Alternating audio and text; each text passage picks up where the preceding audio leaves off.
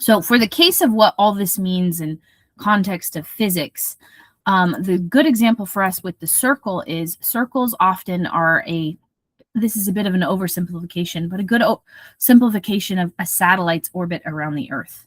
Now, technically, Earth isn't a sphere. You've probably been like, Earth's a sphere. It's called technically a spheroid. It's kind of pear-shaped, actually. It's heavier at the bottom. And it's also gravitational attraction isn't the same everywhere on it, unless you're actually on the surface. Again, we're not going into graduate level physics here for that, but we can treat it in terms of these simplifications as a sphere, and a satellite makes a circular motion around it. It orbits it in a circular motion. So we're going to be using this idea of circles, concept of circles, to understand circular orbits for satellites. Planets, however, have an elliptical orbit around the sun or any of their component stars. Part of this has to do with the star itself is moving. So if you think our solar system is orbiting the Milky Way galaxy, part of that motion almost drags a little bit. We'll look at further examples of this when we do the lab, but there's a bit of a drag effect having to do with that. So I'm not going to get into all of the details of this, but this is a Desmos file I programmed for a while. We're going to be working with it more in detail in the lab itself, but this is essentially every planet coded in here. The sun is at the center. So the sun is at the center, and every single planet has an orbit around here.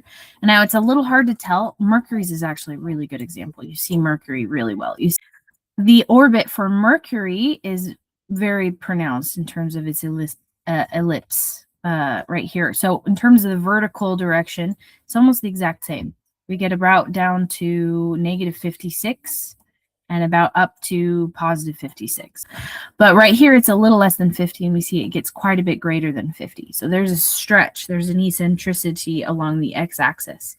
And where this would be in terms of defining as the sun rotates counterclockwise around the Milky Way, because that's the direction it spins, it would be like spinning to the left, and it drags kind of all the planets behind it.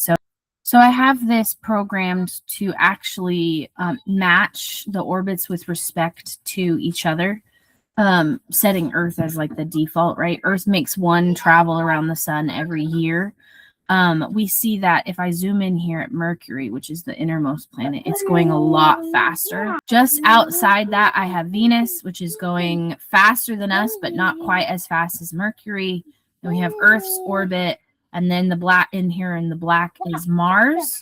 I've got a gap right here between Mars and Jupiter because there's the asteroid belt right there, which is theorized to be two planets that collided and broke up there. There's enough spacing for that. There's a lot of scientific evidence behind that being the case. And then if I scroll out one more, I've got Saturn, and then we've got Uranus, and then finally I've got Neptune all the way at the end.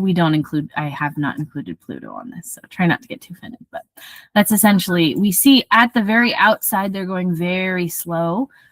We're going to be looking at an example of this where this comes from centripetal acceleration.